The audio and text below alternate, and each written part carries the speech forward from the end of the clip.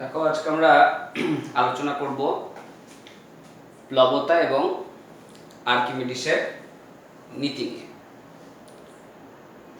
তা প্লবতা কি? এটা খুব যে নতুন টার্ম তোমাদের কাছে তা কিন্তু নয়। তোমরা ক্লাস 8-এও প্লবতা সম্বন্ধে জেনেছ। দেখো আমরা কিছু উদাহরণ নিই। ধরো তুমি একটা পাত্রের মধ্যে কিছুটা পরিমাণ জল দিলে, এবার তুমি ধরো একটা রাবারের বল নিলে। রাবারের বলটাকে যদি আমি জলের উপরে ছেড়ে দিই তাহলে দেখবো এ কিন্তু কিছুটা অংশ জলে নিমজ্জিত হয়ে এরকম ভাবে ভাসছে। জলের মধ্যেও কিছুটা আছে, আবার উপরেও কিছুটা আছে। আবার তুমি যদি একটা প্লাস্টিকের বল নাও, তখন দেখবা বলের খুব একটা নিমজ্জিত হচ্ছে না, বেশিরভাগ অংশটাই কিন্তু জলের উপরে আছে, জলের নিচে খুব একটা অংশ নাই। আর যদি তুমি একটা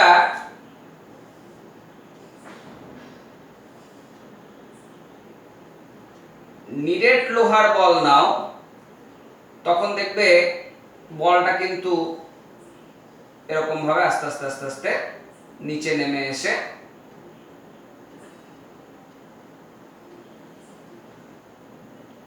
এই অবস্থায় থাকছে। তাহলে এটা আমরা বলছি কি একটা রাবার বল, এটা বলছি একটা লোহার বল,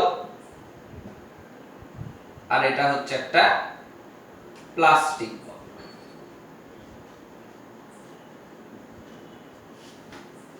তাহলে এখন এই তিনটের ক্ষেত্রে তিন রকমের ঘটনা আমরা দেখতে পাচ্ছি, যে একটা ডুবেই গেল, একটা সামান্য ডুবে ভাসছে, একটা খুবই কম অংশ ডুবেছে, বেশিরভাগটাই ভাসছে। তাহলে এই যে বস্তুগুলো, বিশেষ করে প্রথমটা এবং এই যে চিত্র দুটো দেখছো, আমরা চিত্র নম্বর দিয়ে দিলাম। এটা 1 নম্বর চিত্র, এটা 2 নম্বর চিত্র, এটা 3 নম্বর চিত্র।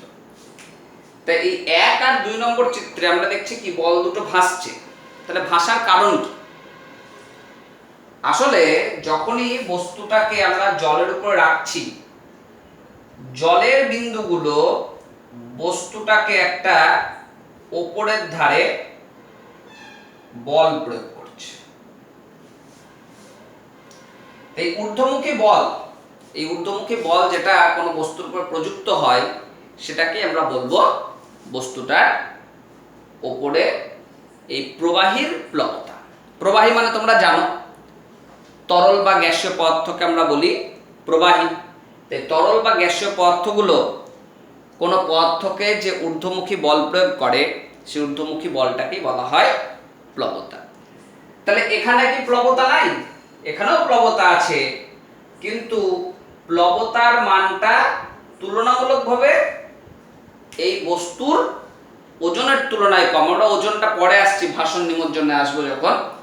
তাহলে প্লবতা বলতে বোঝাচ্ছে যে যখন কোনো বস্তুকে তুমি আংশিক বা সম্পূর্ণভাবে প্রবাহীর মধ্যে নিমজ্জিত করবে, তখন ওই বস্তুটির ওপর যে ঊর্ধ্বমুখী বল প্রযুক্ত হবে বা ঊর্ধ্বমুখী ঘাত প্রযুক্ত হবে, সেই ঊর্ধ্বমুখী বল বা ঘাতকেই আমরা বলবো প্লবতা। তাহলে দেখো, প্লবতা বলতে বোঝাচ্ছে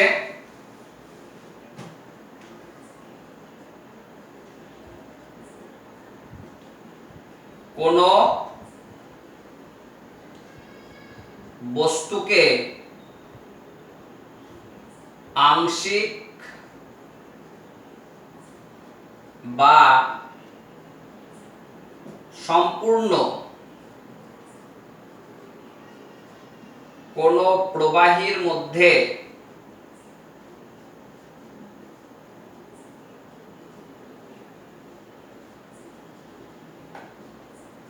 নিমজ্জিত করলে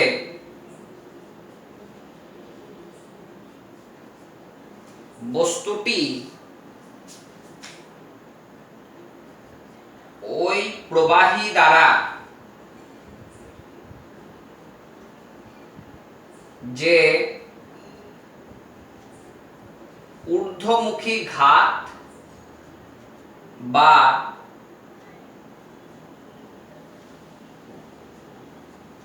বল অনুভব করে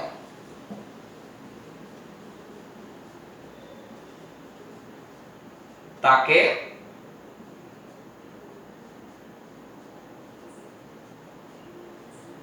প্লবতা বলা হয়। তাহলে প্লবতা মানে বস্তু যে ঊর্ধ্বমুখী বল অনুভব করছে সেই ঊর্ধ্বমুখী বলটাকে আমরা বলছি প্লবতা।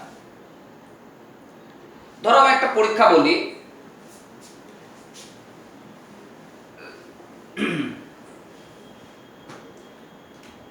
তুমি ধরো একটা বস্তু নিলে, এই বস্তুটাকে স্প্রিং তোলার সাহায্যে এর ওজন কত সেটা পরিমাপ করে নিলে। স্প্রিং তোলায় তোমরা জানো এরকম একটা হুকের সঙ্গে স্প্রিং লাগানো থাকে। তো ধরে নাও স্প্রিং তোলায় এখানে একটা সূচক থাকছে, সেই সূচকে মান ধরো দেখাচ্ছে 50। তাহলে এখন এই বস্তুটা প্রথমে বায়ুতে ভাসমান অবস্থায় আছে, আর বস্তুটার আয়তন ধরে নাও 10 সেন্টিমিটার কিউবের একটা বস্তু, তাহলে যার ওজন আমরা স্প্রিং তোলায় পাচ্ছি 50। এবার তুমি কি করছো, এই বস্তুটাকেই একটা তরলপূর্ণ পাত্রে ধরে নাও অর্ধেক নিমজ্জিত করে দিলে, অর্ধেক আয়তন নিমজ্জিত করে দিলে।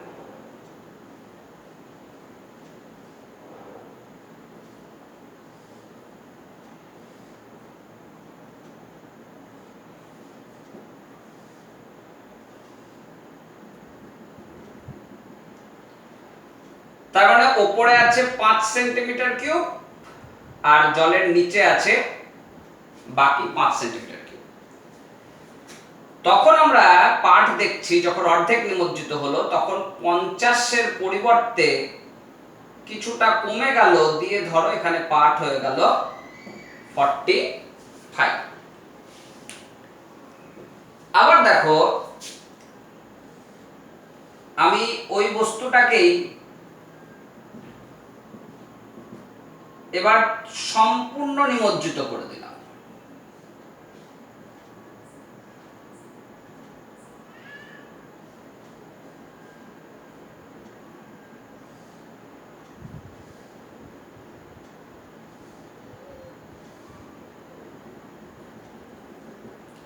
এবার দেখছি পাঠ আরো কিছুটা কমে ধরো 40 হলো, আর এখানে 10 সেন্টিমিটার কিউবই জলের নিচে নিমজ্জিত অবস্থায় আছে।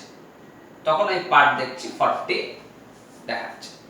তাহলে দেখো যখন বায়ুতে ছিল 10 সেন্টিমিটার কিউব বস্তুটা, তখন ওর ওজন হচ্ছে 50। যখন আমি অর্ধেক নিমজ্জিত করছি তাহলে এখানে দেখো ওজনের হ্রাস হচ্ছে 5।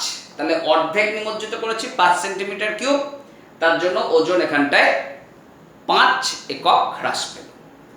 আবার যখন আমি 10 সেন্টিমিটার কিউবই নিমজ্জিত করেছি তখন দেখো ওজন এখানকার সাপেক্ষে 10 একক কমেছে। তাহলে আমরা দেখছি কি যে যত বস্তুকে আমরা তরলে, এটা গ্যাসের ক্ষেত্রেও প্রযোজ্য, তরলে বা গ্যাসের মধ্যে নিমজ্জিত করব, যত আয়তন নিমজ্জিত হবে তত কিন্তু এই ঊর্ধ্বমুখী ঘাত বাড়বে। আর এই ঊর্ধ্বমুখী ঘাত বাড়ার ফলে বস্তুর ওজনের একটা হ্রাস দেখতে পাচ্ছি আমরা এই স্প্রিং তোলা যন্ত্রের ক্ষেত্রে। তাহলে এই ঊর্ধ্বমুখী ঘাতটা যেটা বস্তুর ওজনের হ্রাস ঘটাচ্ছে সেই ঊর্ধ্বমুখী ঘাতটাকে আমরা বলছি প্লবতা। আর এই প্লবতা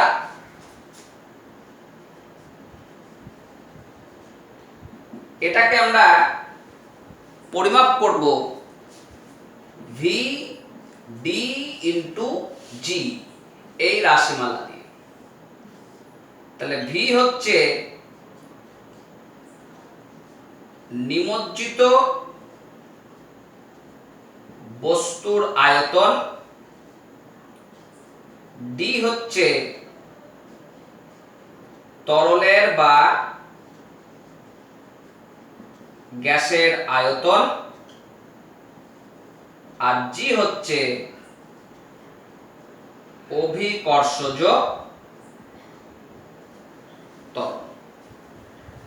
তাহলে দেখো এখানে এটা 1 নম্বর চিত্র বলছে, এটা 2 নম্বর চিত্র, এটা বললাম 3 নম্বর চিত্র। তাহলে 1 নম্বর চিত্র থেকে যখন 2 নম্বরে আসছি তখন আমরা আয়তন নিমজ্জিত করেছি 5 সেন্টিমিটার কিউব। দেখো কি বলছি কথাটা, 2 নং চিত্রের ক্ষেত্রে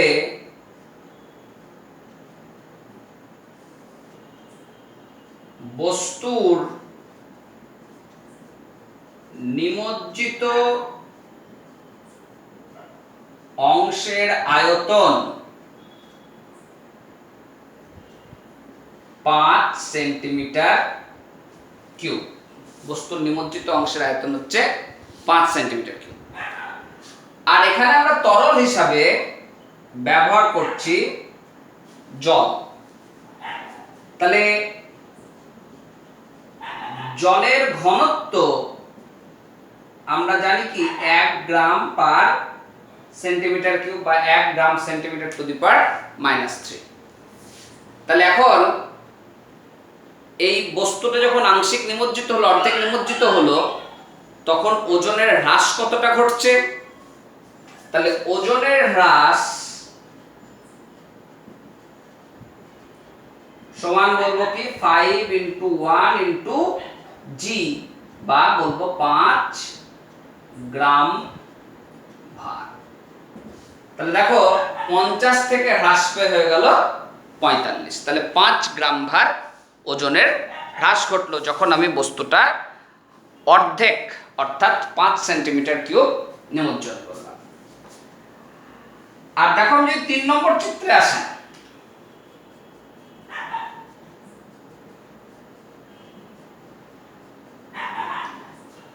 তাহলে বস্তুর নিমজ্জিত অংশের আয়তন 10 সেন্টিমিটার কিউব, আর জলের ঘনত্ব 1 গ্রাম পার সেন্টিমিটার কিউব। তাহলে ওজনের হ্রাস সমান হচ্ছে 10 × 1 g, কারণ আমরা কি পেয়েছি v × d × g। তাহলে আমরা বলবো এটাকে 10 গ্রাম ভার ওজনের হ্রাস ঘটছে। তাহলে দেখো এখানে যখন 10 সেন্টিমিটার কিউব নিমজ্জিত হলো তখন প্রাথমিক যে মান ছিল 50 গ্রাম ভার সেখান থেকে কমে হয়ে গেল 40 গ্রাম ভার। তাহলে আমরা কি দেখতে পাচ্ছি যে বস্তুর যে ওজনের হ্রাস ঘটছে সেই ওজনের হ্রাসটা বস্তুর নিমজ্জিত অংশের আয়তনের উপর নির্ভর করছে, সঙ্গে সঙ্গে ঘনত্বের উপরও নির্ভর করছে। কারণ যদি ঘনত্ব বেড়ে যায়, যদি এখানে 1 সেন্টিমিটার কিউব এই 1 গ্রাম পার সেন্টিমিটার কিউব জলের ঘনত্ব না নিয়ে অন্য কোনো তরল নিলাম, ধরো 2 গ্রাম পার সেন্টিমিটার কিউব, তাহলে দেখবো কি ওজনের হ্রাস কিন্তু 10 × 2 হয়ে যাবে, তখন মান চলে আসবে 20। তাহলে এখানে পাঠ হয়ে যাবে 40 না হয়ে 30। তাহলে আমরা কি দেখতে পাচ্ছি যে বস্তুর যে প্লবতা, ঊর্ধ্বমুখী ঘাত, এই প্লবতার মান কিন্তু কয়েকটা বিষয়ের উপর নির্ভর করছে।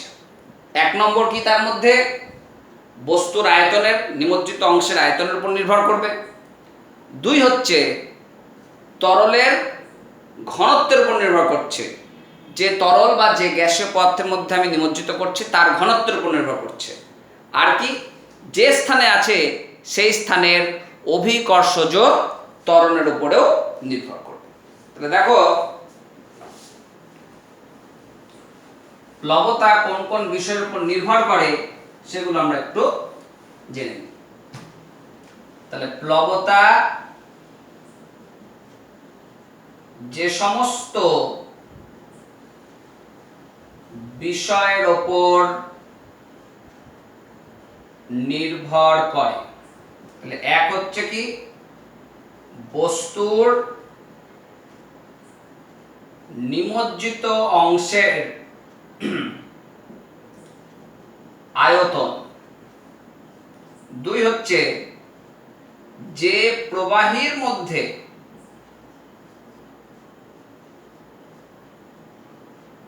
নিমজ্জিত করা হয় তার ঘনত্ব, আর তিন হচ্ছে অভিকর্ষজ ত্বরণের মানের উপর নির্ভর করে। তাহলে প্লবতা এই সমস্ত বিষয়ের উপর নির্ভর করছে। এছাড়াও আমরা প্লবতার কিছু বৈশিষ্ট্য দেখতে পাই, যেমন ধরো এই প্লবতার মান তুমি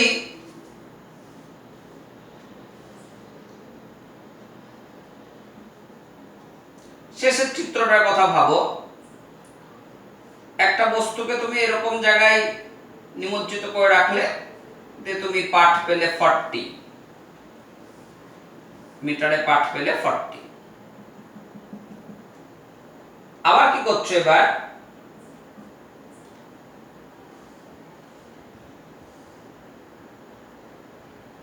বস্তুটাকে তুমি বেশি গভীরতায় রাখলে,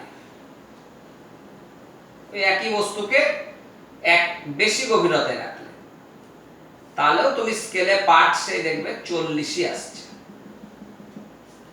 তাহলে আমরা কি বলতে পারি যে প্লবতার মান, বস্তু যদি নিমজ্জিত অবস্থায় থাকে, সম্পূর্ণ নিমজ্জিত অবস্থায় থাকে, তাহলে প্লবতার মান প্রবাহীর গভীরতার উপর নির্ভর করছে না। এখানে দেখো গভীরতা কম আর এখানে গভীরতা বেশি, কিন্তু প্লবতার মান এখানেও যতটা হ্রাস ঘটিয়েছে এখানেও ততটাই হ্রাস ঘটাচ্ছে। তাহলে আমরা বলবো কি, যদি একই আকারের বস্তুকে, একই আয়তনের বস্তুকে আমি সম্পূর্ণ নিমজ্জিত করি, তাহলে এই প্লবতার মান প্রবাহীর ঘনত্বের উপর নির্ভরশীল নয়।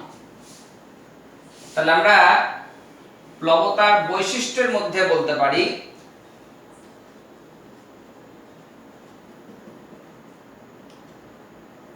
সম্পূর্ণ নিমজ্জিত বস্তুর ক্ষেত্রে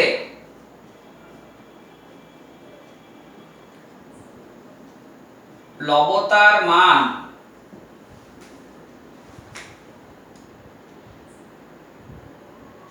প্রবাহীর ঘনত্বের ওপর, প্রবাহীর গভীরতার ওপর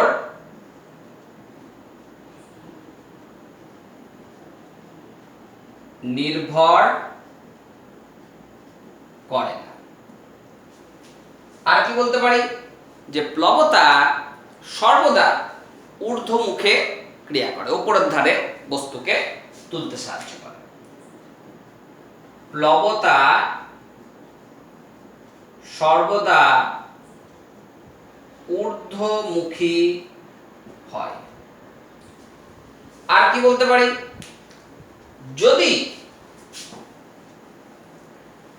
বস্তু আংশিক নিমজ্জিত হয়, দেখো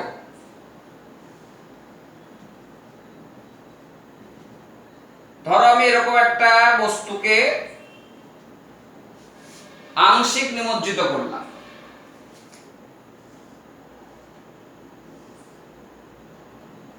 আর একটা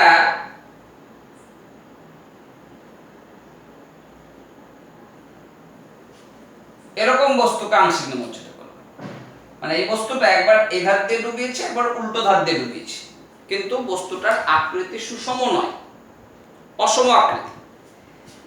তাহলে এখানে দেখো তরলের যে অংশটা ডুবে আছে তার যে ক্ষেত্রফল সেটা কম, কিন্তু এখানে তরলে যে অংশটা ডুবে আছে তার ক্ষেত্রফল কিন্তু বেশি। তাহলে বস্তু যদি অসম আকৃতির হয় আর বস্তু যদি আংশিক নিমজ্জিত থাকে, তাহলে দেখা যাবে প্লবতার মান বস্তুর আকারের উপর নির্ভর করে। তাহলে কি বলছি, বস্তু অসম আকৃতির হলে ও বস্তু আংশিক নিমজ্জিত অবস্থায় থাকলে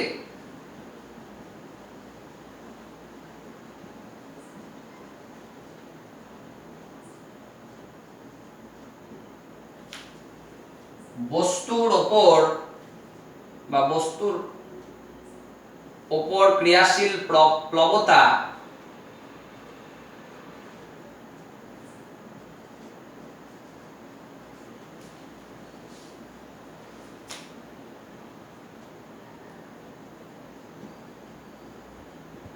বস্তুর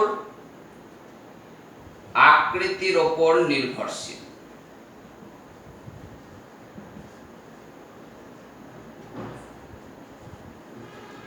কারণটা কি বুঝতে পেরেছো? কারণ এই নিমজ্জিত অংশটার এখানে ক্ষেত্রফল কম আর এখানে নিমজ্জিত অংশের ক্ষেত্রফল বেশি। তাহলে আংশিক নিমজ্জিত করলে কিন্তু বস্তুর যে প্লবতা, বস্তুর প্রতি যে ক্রিয়াশীল প্লবতা, সেটা কিন্তু বস্তুর আকারের উপর নির্ভর করছে। কিন্তু বস্তু যদি সুষম হয়, ধরো তুমি এরকম একটা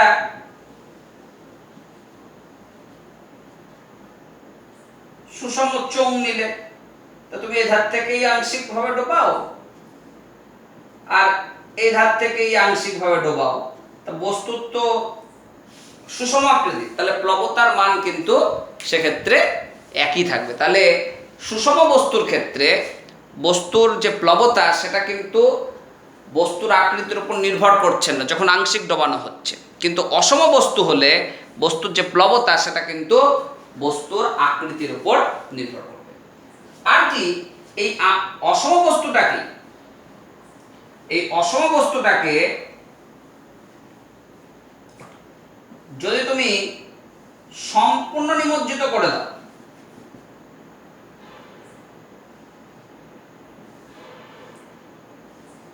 এই অসম বস্তুটাকে তুমি যদি সম্পূর্ণ নিমজ্জিত করে দাও, তখন কিন্তু প্লবতার মান বস্তুর আকৃতির উপর নির্ভর করবে না। যেহেতু গোটা বস্তুটাই বসেছে ডুবেছে, তার জন্য বস্তুটার মোট যে ক্ষেত্রফল সেটা কিন্তু সব দিক থেকেই সমান থাকছে। তার জন্য মাথায় রাখবে, অসম বস্তুর ক্ষেত্রে বস্তু যদি সম্পূর্ণ নিমজ্জিত হয় তাহলে তোমার এই প্লবতা বস্তুর আকৃতির উপর নির্ভরশীল নয়। তাহলে কি বলছি কথাটা, বস্তুটি সম্পূর্ণ নিমজ্জিত অবস্থায় থাকলে, সম্পূর্ণ নিমজ্জিত অবস্থায় থাকলে প্লবতা বস্তুর আকৃতির ওপর নির্ভর করে না। তাহলে এই সমস্ত বৈশিষ্ট্যগুলো আমরা প্লবতার ক্ষেত্রে দেখতে পাচ্ছি। আর দেখো, এই প্লবতা সংক্রান্ত আমাদের একটা গুরুত্বপূর্ণ সূত্র আছে, সেটাকে বলা হচ্ছে আর্কিমিডিসের সূত্র। তা তিনি পরীক্ষার মাধ্যমে দেখিয়েছিলেন। এই যে তোমরা দেখলে একটা পরীক্ষা দেখালাম আমি প্রথমেই, যে প্রথমে মান দেখাচ্ছে 50, 5 সেন্টিমিটার কিউব ডোবালাম, মান দেখালো 45, 10 সেন্টিমিটার কিউব ডোবালাম, মান দেখাচ্ছে 40। তাহলে কি হচ্ছে, বস্তু যত বেশি নিমজ্জিত হচ্ছে বস্তুর ওজনের কিন্তু তত হ্রাস করছে। তাই আর্কিমিডিস বলছে যে কোনো বস্তুকে যদি কোনো প্রবাহীর মধ্যে আংশিক বা সম্পূর্ণভাবে নিমজ্জিত করা হয়, তাহলে বস্তুর ওজনের যে আপাত হ্রাস ঘটে তা বস্তুর দ্বারা অপসারিত প্রবাহীর ওজনের সঙ্গে সমান। তাহলে এটাকে আমরা বলছি আর্কিমিডিসের সূত্র। আর্কিমিডিসের সূত্রে বলা হচ্ছে কি, কোন বস্তুকে তরলে বা গ্যাসে অর্থাৎ প্রবাহিতে সম্পূর্ণ বা আংশিক নিমজ্জিত করা হলে বস্তুর ওজনের যে আপাত হ্রাস ঘটে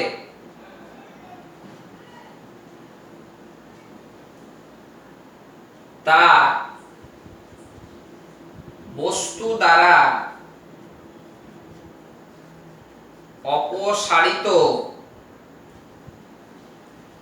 প্রবাহীর ওজনের সমান। তাহলে প্রবাহী মানেই হচ্ছে তরল বা গ্যাস। তাহলে কোনো বস্তুকে যখন আমি তরলে বা এর মধ্যে ডোবাবো, গ্যাসের মধ্যে ডোবাবো, আংশিক ঘটাতে পারো বা সম্পূর্ণ নিমজ্জিত করতে পারো, তাহলে বস্তুর ওজনের একটা আপাত হ্রাস ঘটবে। এই আপাত হ্রাসটা বস্তুটা যে পরিমাণ তরল অপসারণ করছে, সেই অপসারিত তরল বা অপসারিত গ্যাস তার যা ওজন, সেই ওজনের সঙ্গে সমান হবে। তার জন্য দেখো, প্রথম চিত্রে আমরা পেয়েছিলাম, চিত্রটা মাথায় রাখবে, 50 রিডিং পেয়েছিলাম, তখন নিমজ্জন করিনি। তারপরের চিত্রে আমি 45 রিডিং পেলাম, তারপরের চিত্রে আমি 40 রিডিং পেলাম। তাহলে এখানে নিমজ্জিত অংশের আয়তন ছিল 0, অর্থাৎ নিমজ্জিত অর্থাৎ অপসারিত তরল বা গ্যাসের যে ওজন, যেটা জল ছিল, তারও ওজন ছিল 0। এখানে আমরা পেলাম কি, নিমজ্জিত হলো 5 সেন্টিমিটার কিউব, আর অপসারিত তরলের ওজন হয়ে গেল 5 গ্রাম ভার। এখানে নিমজ্জিত অংশের আয়তন হলো 10, আর অপসারিত তরল এর ওজন আমরা পেলাম 10 গ্রাম ভার। তাহলে যদি এদের যোগ লাগাও, তাহলে দেখো 50 আর অপসারিত তরলের ওজন 0, তাহলে হলো 50। এখানে 45 আর অপসারিত তরলের ওজন 5, তাহলে হলো 50। এখানে 40 আর অপসারিত তরলের ওজন হলো 10, তাহলে 50। তাহলে কি দেখতে পাচ্ছি, যে বস্তুর যে ওজনের হ্রাস ঘটছে, সেই ওজনের হ্রাসটা আসলে অপসারিত তরল যেটা তার যা ওজন, বা অপসারিত গ্যাস যেটা তার যা ওজন, সেই ওজনের সঙ্গে সমান হচ্ছে। এটাকে আমরা বলছি আর্কিমিডিসের নীতি।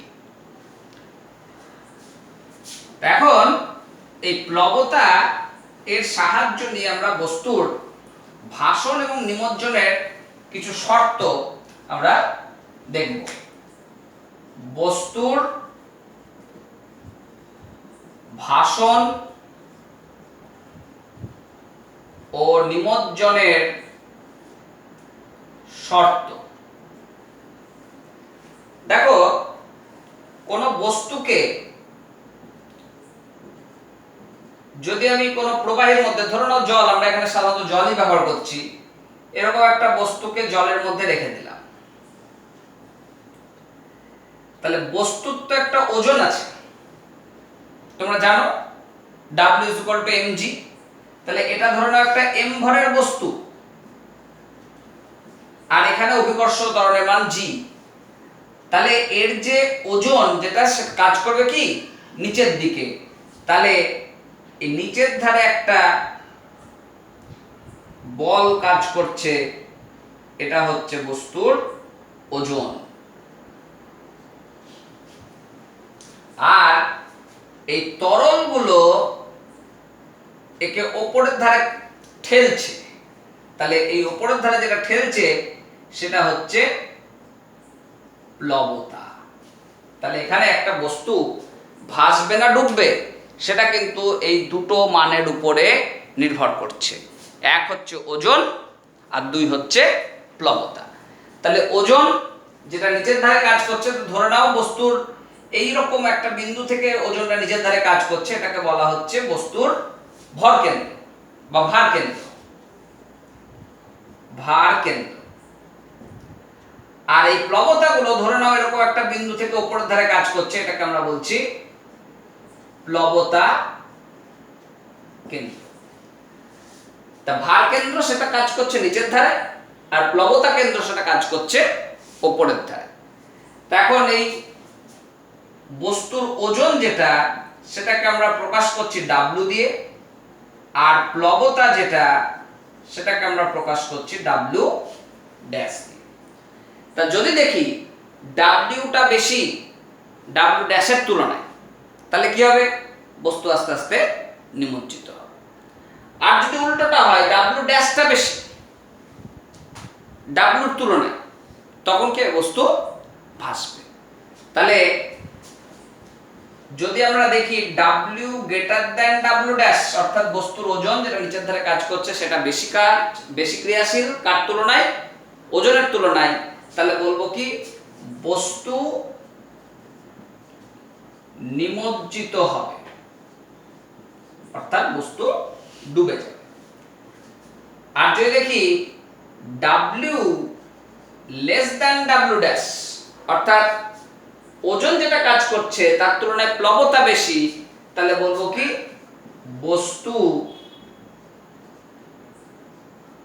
ভাসবে। আর 3 নম্বর হচ্ছে W equal to W dash, অর্থাৎ বস্তু ওজন যেটা নিচে কাজ করছে, প্লবতা যেটা উপরে কাজ করছে, সেই দুটো যদি সমান হয়ে যায়, তখন আমরা এরকম একটা ঘটনা দেখতে পাবো যে বস্তুটা এরকম নিমজ্জিত অবস্থায় ভাসবে, না উপরে ভেসে থাকছে না ডুবে একবারে নিচের ধারে চলে যাচ্ছে, তখন এটাকে বলা হচ্ছে বস্তু নিমজ্জিত অবস্থায় ভাসবে। তাহলে আমরা বলবো কি বস্তু নিমজ্জিত অবস্থায় ভাসবে। তাহলে বস্তুর ভাসনের আমরা এখানে 3খানা শর্ত পাচ্ছি। যদি বস্তুর ওজন বস্তুর প্লবতার থেকে বেশি হয়, তাহলে বস্তু ডুবে যাবে। যদি বস্তুর ওজন প্লবতার থেকে কম হয়, তাহলে বস্তু ভাসবে। আর যদি বস্তুর ওজন এবং প্লবতা দুটোই পরস্পর সমান হয়ে যায়, তখন বস্তু ভাসবেও না বা ডুবেও যাবে না, তখন সেটাকে আমরা বলছি কি নিমজ্জিত অবস্থায় ভাসন। আর মাথায় রাখবে বস্তুর এই ভার কেন্দ্র আর এই প্লবতা কেন্দ্র, এই দুটো সব সময় একটা সরল রেখায় থাকে। বস্তুর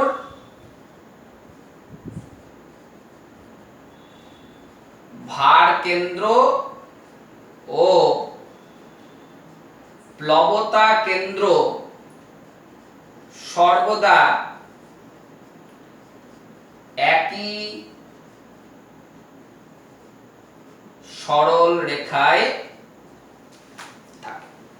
আর যখন বস্তুটা ভাসে, এই প্লবতা কেন্দ্র আর ভর কেন্দ্র এই দুটো যদি সরল রেখায় না থাকে, তাহলে কিন্তু বস্তু তোমার ভাসলেও টলবে।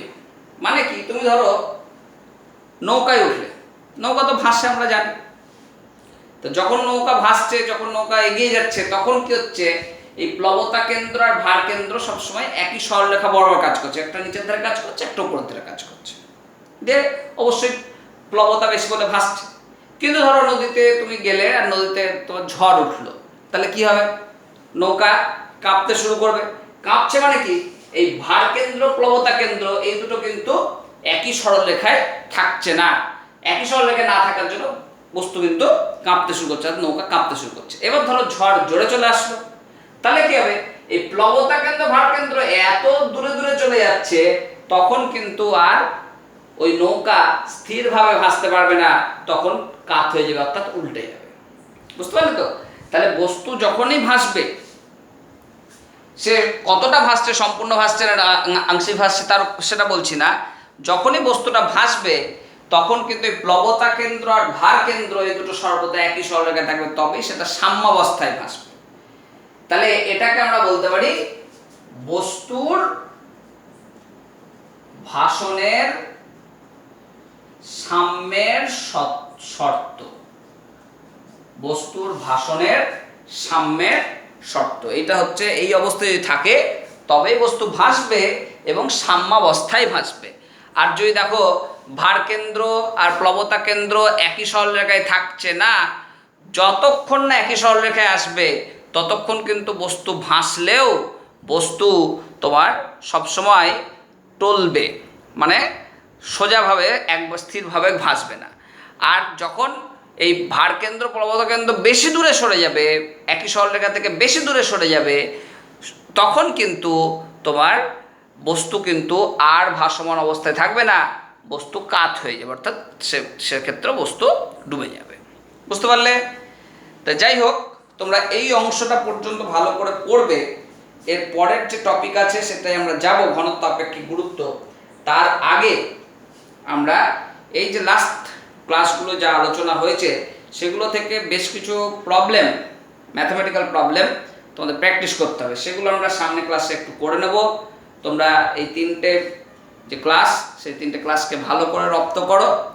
এগুলো অনেক দিন হলো, আমরা একদিন বা দুদিন বাদ দিয়েই ম্যাথমেটিক্যাল প্রবলেমগুলো তোমাদের দেখিয়ে দেবো। তো সেই জন্য বলছি তোমরা একসঙ্গে তিনটে ক্লাস দেখে নাও, বইটা ভালো করে পড়ো।